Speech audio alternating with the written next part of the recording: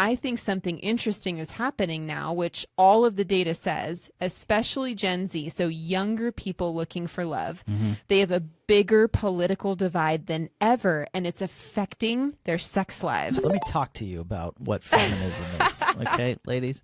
No, but I mean, to me, there is no contradiction there. You can be a feminist and be a housewife. These were not things that women were thought to care about, first of all, know about, be smart about.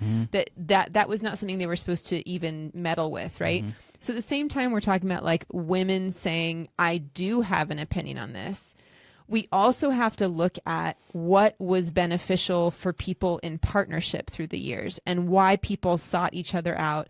And it wasn't this magical falling in love story. In fact, most of the falling in love stories for many, many centuries are tragic because love is not considered to be a thing that you marry for.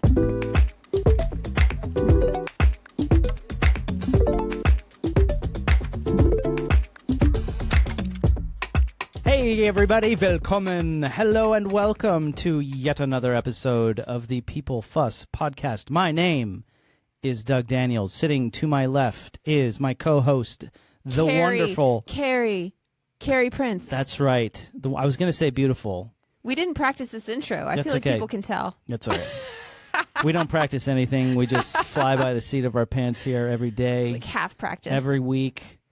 We're here to discuss the fuss about people and life and love and leadership, the connections and disconnections and all the good things. But mostly today, we're talking about connection, or we're going to try and talk about connection and helping people. Go ahead, say it. You want to say it so bad. We are going to help Gen Z boys get laid.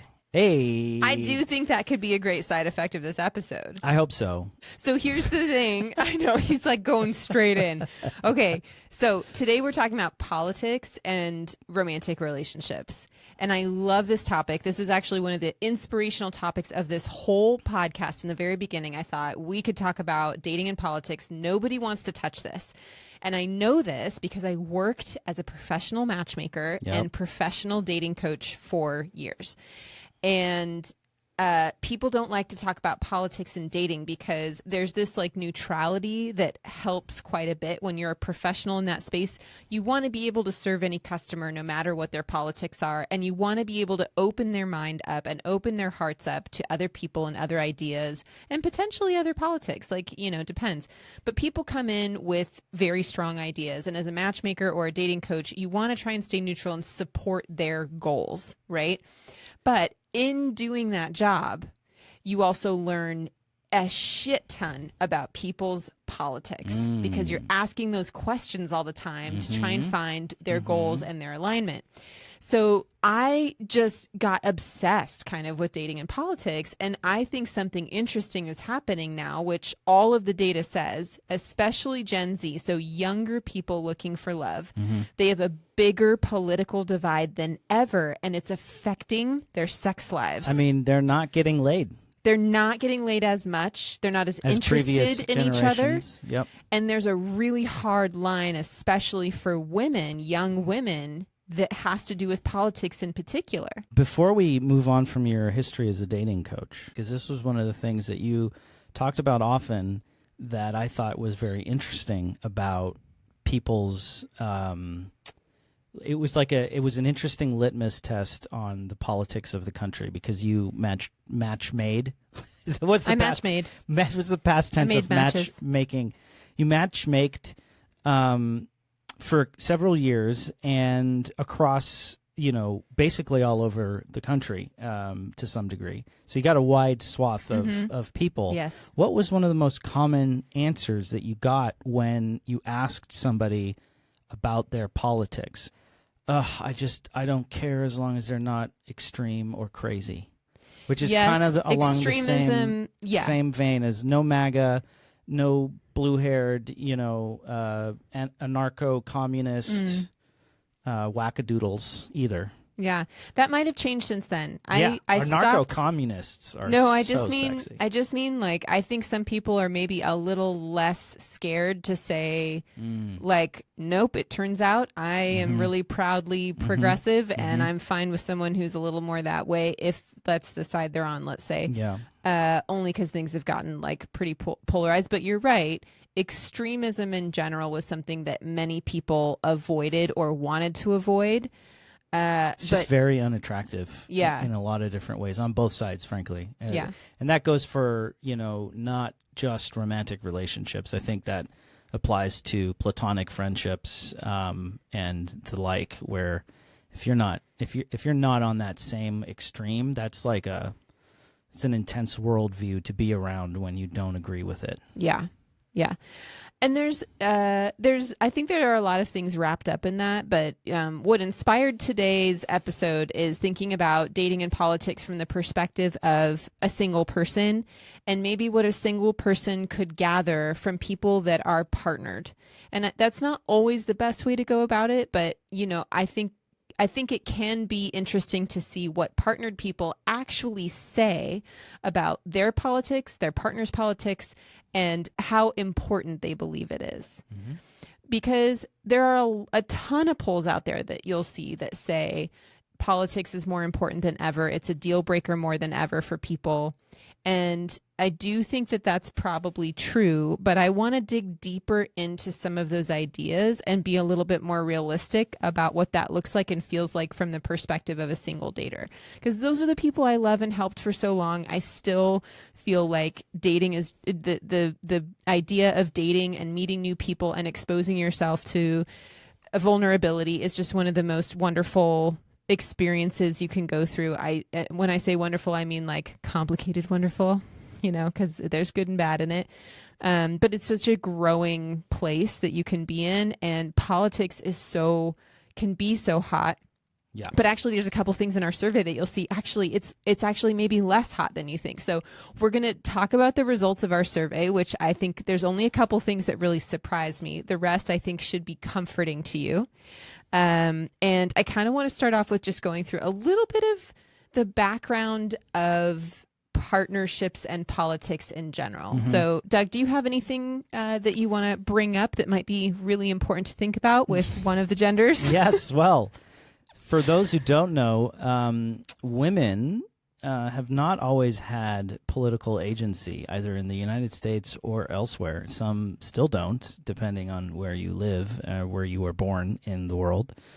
As it happens in the United States, women were not afforded the right to vote until the ratification of the 19th Amendment, which happened in 1920.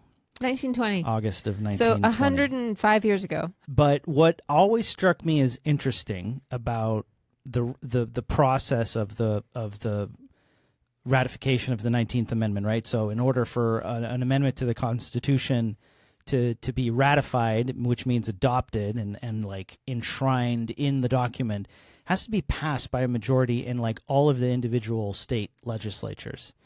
And the amendment gained traction the quickest, I think, and the fastest.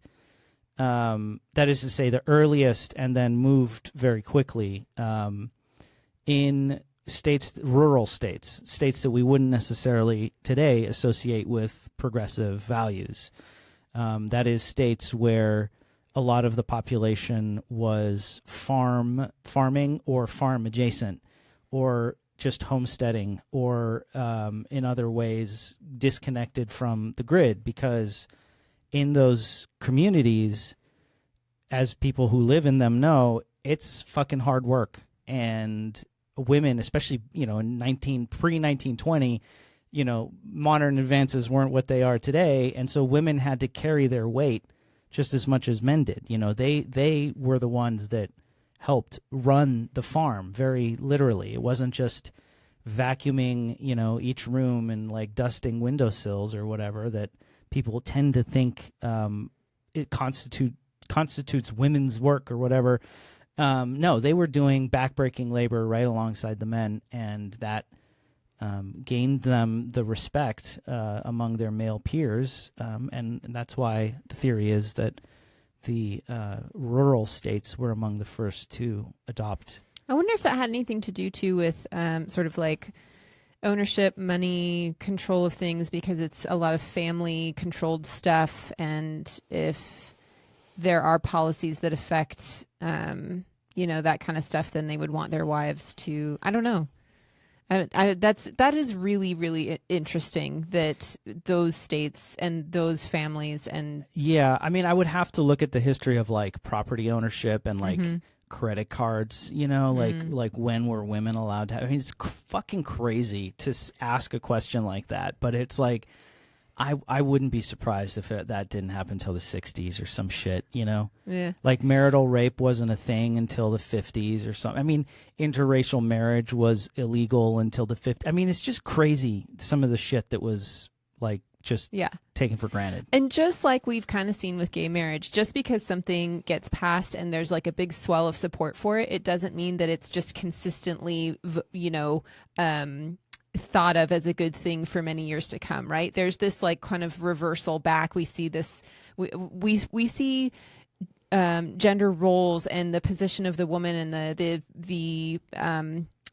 the stance that she has in America and at home really changed a lot. You think of the 40s and the 50s. I mean, a lot of stuff happened in the world and a lot of stuff changed. And so just because there was something passed in the 20s, just as we learned with civil rights in the 60s, just because something passes doesn't mean that everybody's fine afterwards and all the women are voting. Right. And it takes a long time. Yeah. And there's always going to be steps backward. I listened to a conversation with I think his name is Douglas Johnson, I want to say. Oh, another Douglas? Another Douglas. You Douglases.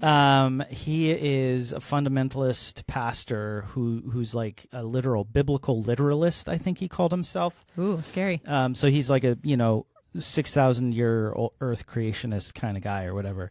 But you listen to him talk, and he blames a lot of problems that we have today on the women's sexual revolution, right? So like, and I think that's in tandem with women's political liberation is their sexual liberation, their bodily, autonomy and liberation is seen as sort of the same kind of thing. I mean, the pastor even goes on to say that if he were, could wave a magic wand and recreate society, that it would be one vote per household, and it would be the man's vote because he is the head of the household. Right. Yeah.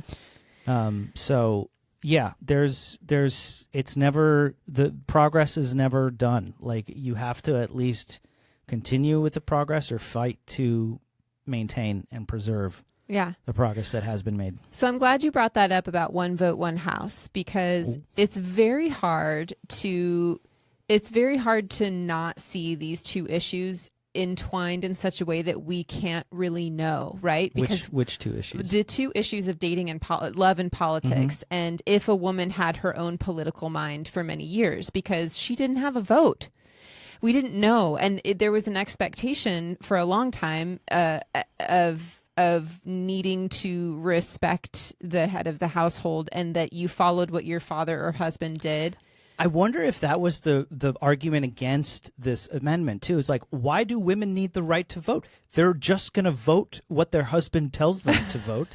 Do you know what I mean? Like, that was probably a legitimate argument against it. I mean, come on. It's true. I don't know. Like, you're right. It could be their father. It could be their father's No, opinion. I think women stirred up trouble, but like they just didn't have power. I mean, they knew they would bring things up and then get shut down all the time, and that's again why suffragettes happened. Anyway. You brought it up in our Great Minds episode. You were like, there's probably women that were like, Socrates, that was my fucking idea. Exactly. Damn it, Saki. Yeah, so at the same time, we're thinking about like women having feelings about the politics of the world. And when we say politics, right, we're talking about like really big ideas of power and who controls what and where the money goes, economics, the economics of the country. These were not things that women were thought to care about, first of all, know about, be smart about. That was not something they were supposed to even meddle with, right? So at the same time, we're talking about like women saying, I do have an opinion on this. We also have to look at what was beneficial for people in partnership through the years and why people sought each other out. And it wasn't this magical falling in love story. In fact, most of the falling in love stories for many, many centuries are tragic because love is not considered to be a thing that you marry for. Right. And that's the tragedy of love, is that you fall in love with someone else that is bespoken or whatever.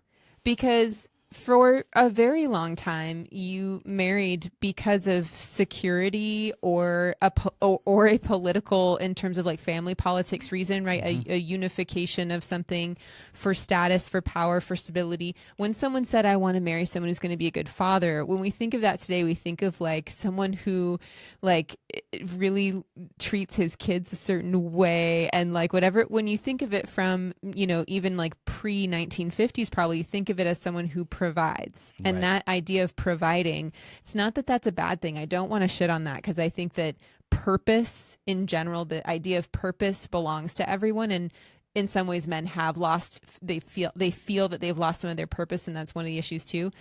But alongside that there's a deeper thing that happens between two people in a relationship that's not just about obligation and stability and creating a life that's devoid of actual intellectual and emotional things, right? Growth. Yeah, growth. But even just like being in the pleasure of someone's company, right? So like actually enjoying someone's company. Yeah. Yeah, he's into this idea. Oh my gosh. So from the perspective of a matchmaker and dating coach, even though I don't do that anymore, the way that we coach, the way most modern coaches approach how you find your partner is on a values-based system.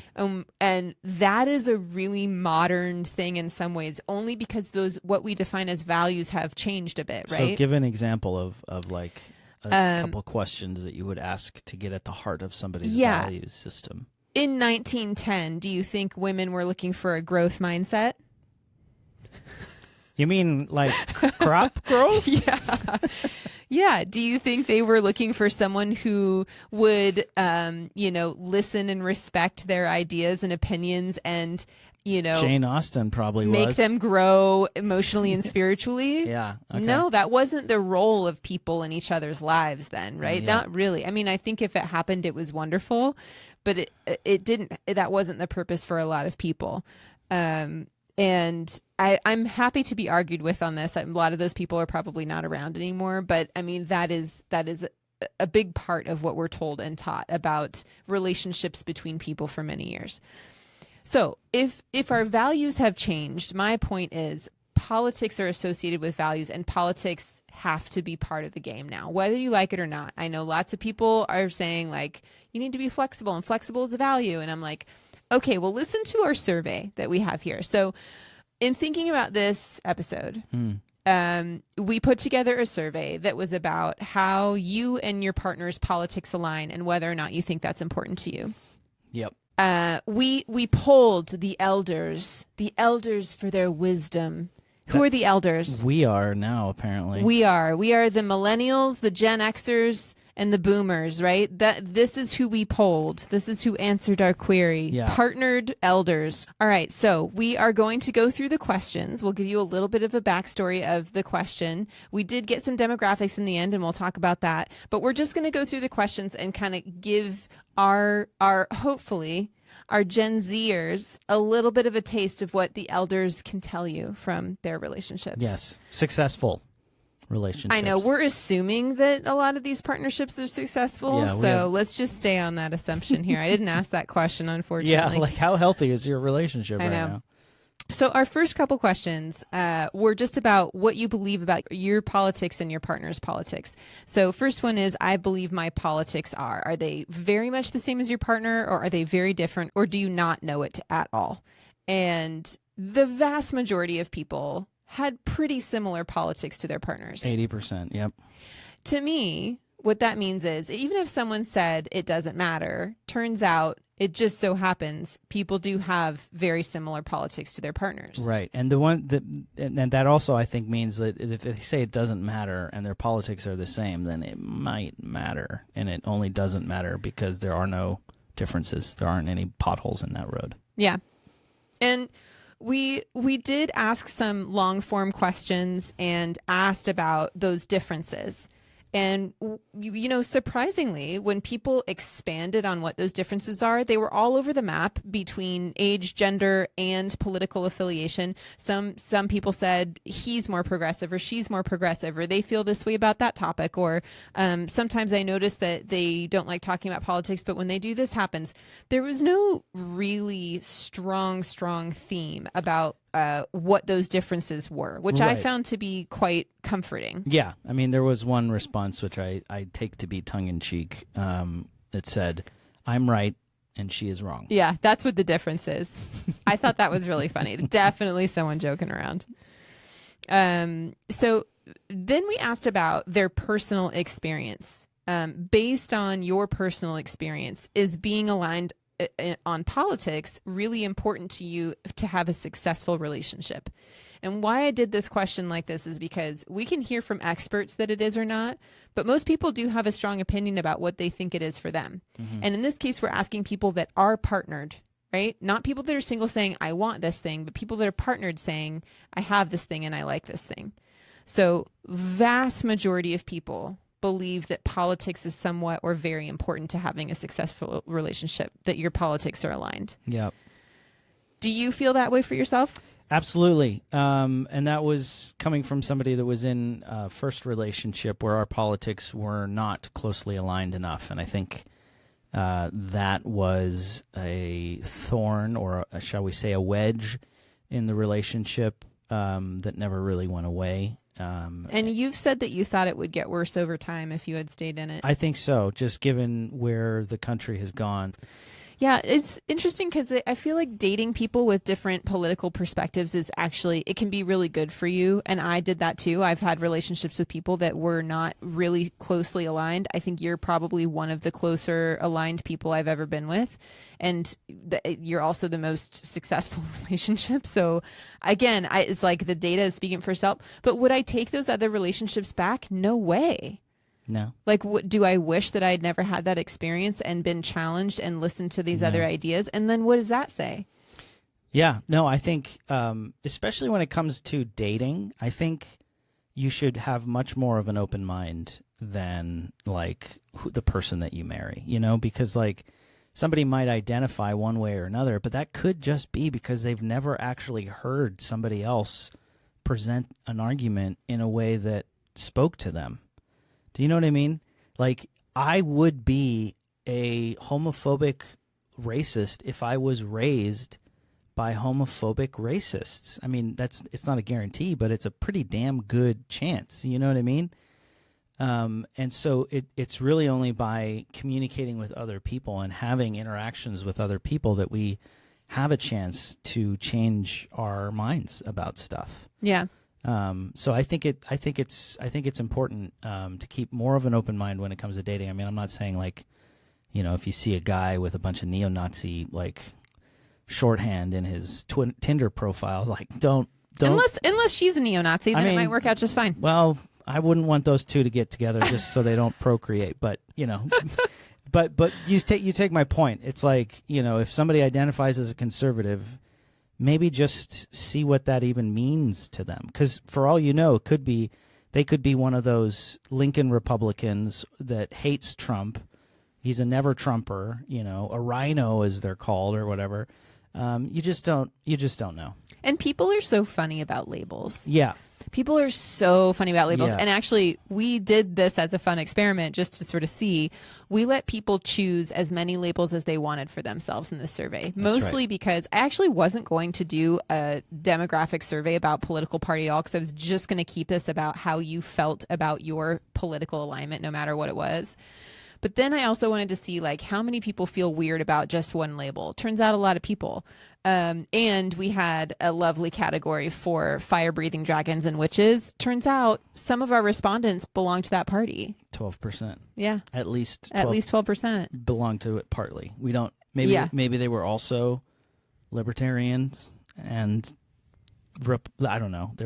We had a lot of different categories. Yeah. The only one that we didn't get a response in was the MAGA Republican. Yeah. Which maybe isn't super surprising. I mean, I only know of a few that are in my family and in my feed, and I can't guarantee they saw this or would take it in 24 hours that we posted it. when we keep this open, though, I do want to encourage anybody and everybody to share it with anybody, because one of the current polls that's out there is that actually the left-leaning side of the crowd cares way more about political alignment than the right.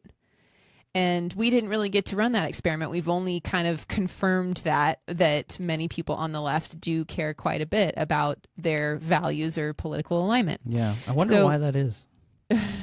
Well, what do you think it is? You seem to have an idea. No, I mean, I don't. It's not really the topic of the episode, but I do think it's because of that a lot of progressives see the current state of politics on the right as dire infringements upon their own civil liberties or people that they care about. Whereas people on the right see infringements on, who gets to use the bathroom or what pronouns you have to use, not existential shit, in other words. Yeah.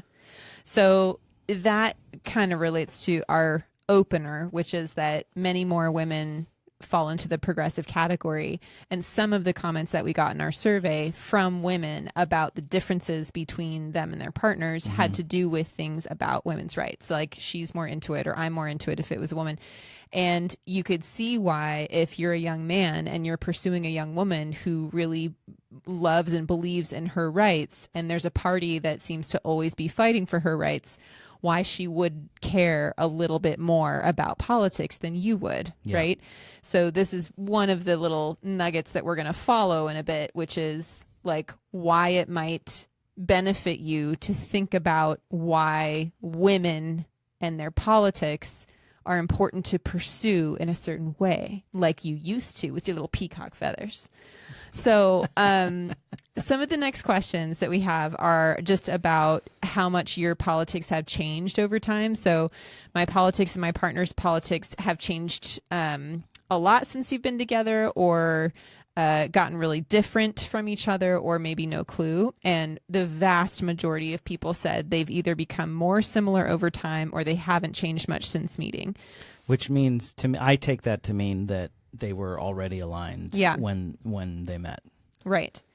And if they have changed over time, they've changed in the same way. I wanted to ask the question, if you and your partner's politics have become more similar or different over time, it's because, and is that because both people have changed or one person has changed? And a larger percentage than I anticipated said both people had changed. I thought maybe it would, just from an egocentric human sort of thing, I thought they'd think, oh, well, they've changed a bunch or whatever. But only 33% of people said if there was either a divergence of opinion or a greater similarity, that only one person had changed. So a third of people said the change is because of one person. Interesting. Yeah, instead of both people. So what would be really funny is if a couple took this survey and they both said the same thing and was pointing the finger at the other person. You've changed. You changed. I haven't changed. Yeah. You've changed. I know. I will say that this survey just made me want to do more surveys. I was like, oh, that question. Now we got to dig deeper on that question, which I'm sure is what getting a PhD feels like. Yeah. But and in all fairness, this was totally anonymized, so we have no idea. Yeah, we don't know. We don't know who said what at all. Yeah. We asked about voting and if people tended to vote the same. Turns out very much yes. In fact, a huge majority said they vote almost the exact same as their partner all the time. And only a small percentage said they either don't know or they vote very differently. Yeah, 5% said very differently than my partner almost all the time, which... More power to them. Again, it's hard to understand how, when you're voting on such things that seem to affect lots of people in such big ways, that it wouldn't come down to a belief about people and systems that affects your home life. Yeah. Yeah. How could that not sort of trickle down into your actual functions with each other? Yeah. How does it not color your day-to-day interaction with the world and society? But that's what I mean. Maybe the function, there's certain couples that function with each other because they just appreciate the gaps that other person fills. And maybe none of those have to do with feelings things. I mean, I think it's also difficult for you and I to empathize with this apolitical mindset that some people have. Not saying anybody in the survey necessarily has it, but you know the people that are just like, have never voted, don't give a shit, just want to go about their day or whatever. Like, it's hard for me to put myself in that shoe because, like, I'm always like, but you have to vote. Like, yeah. But I think for me, I understand it because I feel like it's either about it never have been it was never important in education. It was never made important to them. And to me, I know this isn't really asshole thing to say, but if you don't think voting is important, you're very fucking privileged. yeah, I mean, that's how I feel. that's true. That's how I feel. And you just really don't care about anyone but yourself. Or the complete opposite. You're so disadvantaged, you just think that nothing will ever change. I can really appreciate that perspective, and there's a lot of nihilism right now, so I get that. But the people I can kind of think of that I think are in that category, they just really don't. Nothing affects them because they're pretty privileged. So I don't know. They vote by paying lobbyists to Could be. do whatever the fuck they want. Okay, these questions I want you Gen Zers to listen to. This is about having conversations about politics with your partner. Before we get into the question, yes, Doug, yes. I want you to answer this question. We didn't ask this of each other beforehand. So, talking politics with my partner, A, is usually passionate and fun. We enjoy it and it brings out the best in us. B, is avoided, not something we like to do. C, causes heated debate, but it doesn't stop us and we respect each other. D, is relatively mundane and fine like any other conversation. Or E, causes serious fights and brings out the worst in us. I would say it is a combination of the first and third. So it is usually passionate and fun. We enjoy it, and it brings out the best in us and causes heated debate, but it doesn't stop us and we respect each other. I think it's definitely a combination of those two. If you had to pick one. Mostly depending on my mood. I'm so proud of him for saying that. I can't even tell you. Oh my God. So proud of you for saying that. But if you had to pick one. We're doing an episode on getting laid, so. I know, that's true. I know. If you had to pick one. If I had to pick one, usually passionate and fun. Okay. I mean, I would, What? I was going to say C over A, but I felt the same of like it's 50-50. Okay. All right. But I was going to say C. All right. Whatever. Apparently you're moody more than you now it's going to get heated. This is exactly what happens. We think we're on the same page. Oh my God. So here's what our survey respondents said. 30. Oh my God. I can't see. I'm that old. 38%. I thought it said 36, but it says 38. Woo! The big difference. 38% said it's relatively mundane and fine like any other conversation. And 44% said it's usually passionate and fun, brings out the best in us. That is a massive amount of people that have zero issue talking about politics with their partner. Yeah. A small percentage said it causes heated debate, but they respect each other. And an even smaller percentage said it's avoided, not something we like to do. How many people responded saying it causes serious fights and brings out the worst in us? Zero. So here's what, to me, out of the, people that responded to this, which again, we didn't have that much time. It's not a huge amount of people. But to me, that should be an indicator that if you're having crazy serious fights and you feel like it's bringing out the worst in you, something's off. Yeah. And with the kind of rhetoric we're hearing about how young men talk about politics and imagining them talking about politics with these young women, how could we expect them to have relatively mundane and fun conversations or passionate and fun conversations with the kinds of encouragement that they're getting from their sides? Yeah. Well, and by that, I'm assuming you're meaning the red pill encouragement. Yes, but both. I think young progressive women also have absolutely zero tolerance, and they don't make much room for making a mistake either. I think there's another side to it. Yeah, and yes, absolutely. No, totally agree. And also that men have this double-edged sword to walk. I don't know if that metaphor makes any sense at all. Whereby they're expected to be the initiator in many cases. Yeah. But at the same time, you're a fucking creep if you go up to a girl in a bar and ask for her number. Yeah. And that is a hypocritical paradox, not of their own making. Yeah. That is not men's fault. And this is where politics and values have a really confusing overlap. I've actually written really long blogs about this because I find it fascinating that women really struggle with feminism and politics in relationships. I feel that young women and middle-aged women really, really struggle with this idea that they might still ascribe to some traditional dating values, but their politics are really progressive, and those things just really battle each other out all the time in real life. And the person who loses the most usually is the person they're dating, because they have no clear direction of what this person is or what they want. Yeah, and ladies, feminism is all about choice. Let me talk to you about what feminism is, okay, ladies? No, but I mean, to me, there is no contradiction there. You can be a feminist and be a housewife. There is no contradiction, no inherent contradiction in those two nouns. As long as you're a housewife by choice and you're happy and you feel self-actualized and you're given all the space to be a human being that you want, then more power to you. Yeah. And I think both pathways, in terms of like being more on the like independent career side or being more on the staying at home side, there's a lot of blending of those two for many women. But both of them had hardship. Like both of them have trade-offs, is what I should say, is like there's heartache in both pathways no matter what, or the blending or whatever. Like there's just it's tough any which way you go. In my life, there's beautiful. Been heartache and pain. Ooh, sing it. No, I can't. It's beautiful. I don't know if I can take it again.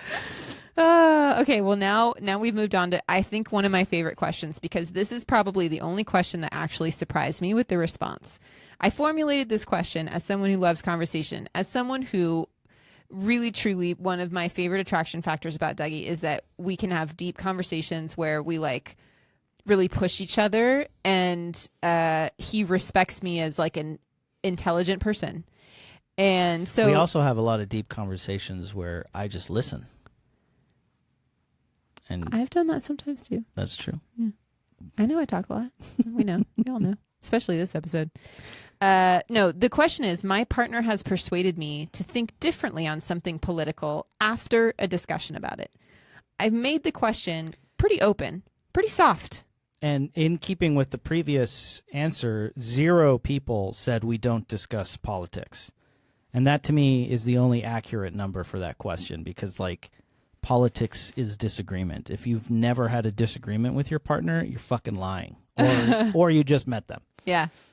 So anyway, let's go over those answers. The surprising statistic to me is that almost 27% said their partner has never persuaded them to think differently about a political topic after a discussion. That feels wild to me, that like there's never any give and take of minds exploring ideas together. And granted, this is one of my values, right? That's why it's so weird to me, is because I knew I needed a partner that would be able to get in it with me and like have weird fucking conversations that go really deep, and like we're thinking about stuff together and pondering stuff. And, that's like one of my artsy fartsy background sort of things. And I would need someone who could do that with me. We ponder. Yeah. Together. Obviously. We got a People Fest podcast together. That's right. So 27%, that's over a quarter of people say that their partner has never persuaded them to think differently. That's wild. That is wild. What does that mean in terms of like the other questions we asked about people changing over time and their values being the same? That to me is a little bit of this like nail in the coffin of like your political views are going to kind of matter. Because if you can't be persuasive and they matter to you. Yeah. I like the 3% that said most of the time their partner has persuaded them to think differently on something political or after a discussion about it.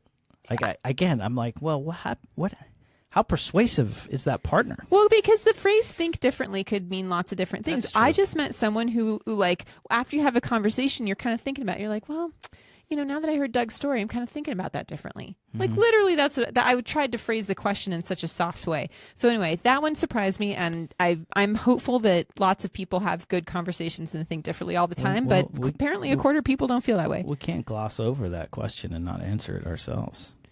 That's the juicy one. Can you think of something? Yeah. Okay. The way that you think about executives and leadership, particularly in businesses, has made me more sympathetic to the bosses, even though I do still consider myself vehemently pro-worker.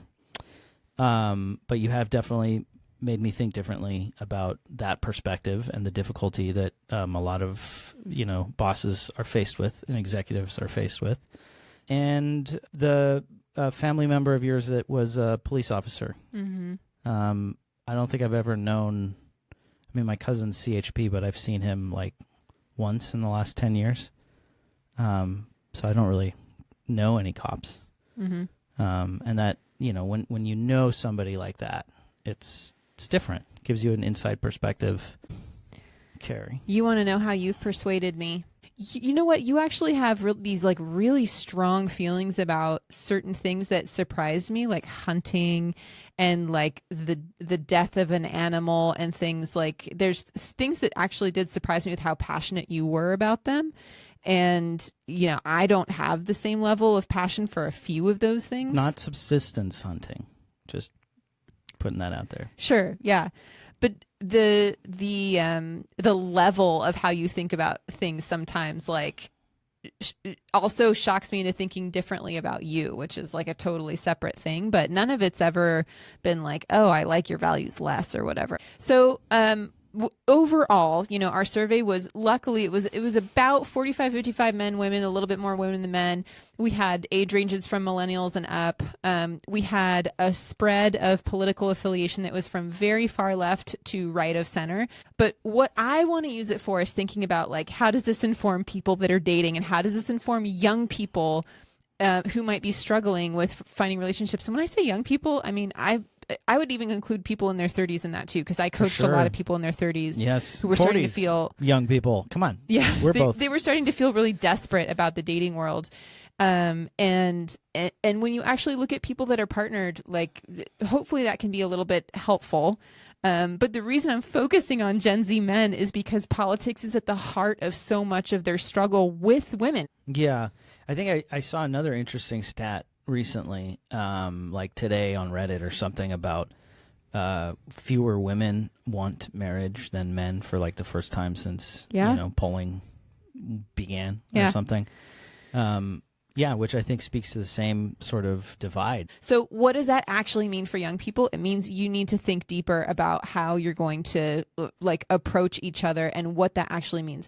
So at the root, at the core of this, young women, if they believe that progressive politics serve their interests more because it serves their rights or whatever, like I wonder how you could appeal to that. And I will end on this story, which is that some of the best times I've had with Dougie, where I feel he is my quote protector, if we want to get like traditional, where he's protecting me, where he's supporting me, where I suddenly feel this like swell of being grateful that I have this person, has been usually when he's defended my honor. Should I say my honor? As a woman, as an equal woman in the world to him. So like sometimes he'll hear anti-feminist things that like I just didn't hear or whatever, but it's like when he points out, I'm like, oh, they said that? And he's like, yeah, fuck that guy, blah, blah, blah, blah, blah. And I'm like, thanks, babe.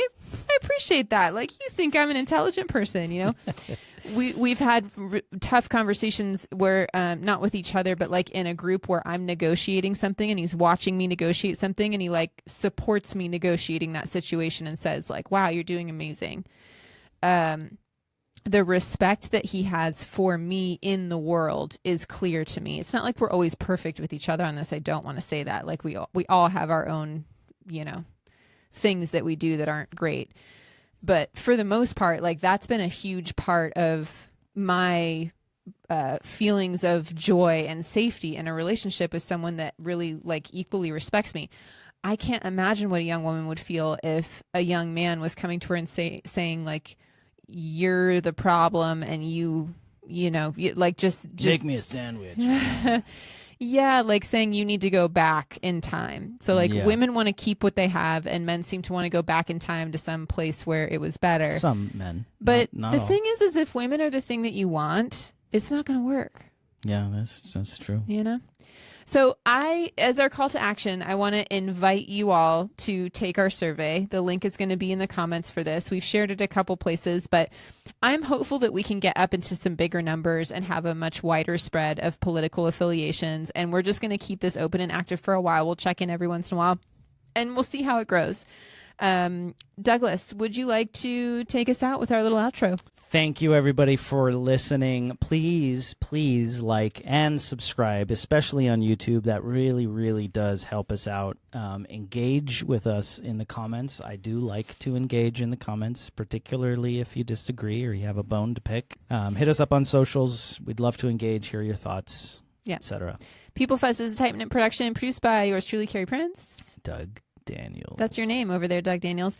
Our theme song is Human Colors by Delicate Beats. And our cats, Yoshi and Kiko, we were wondering recently, do we think they'd live better lives without each other?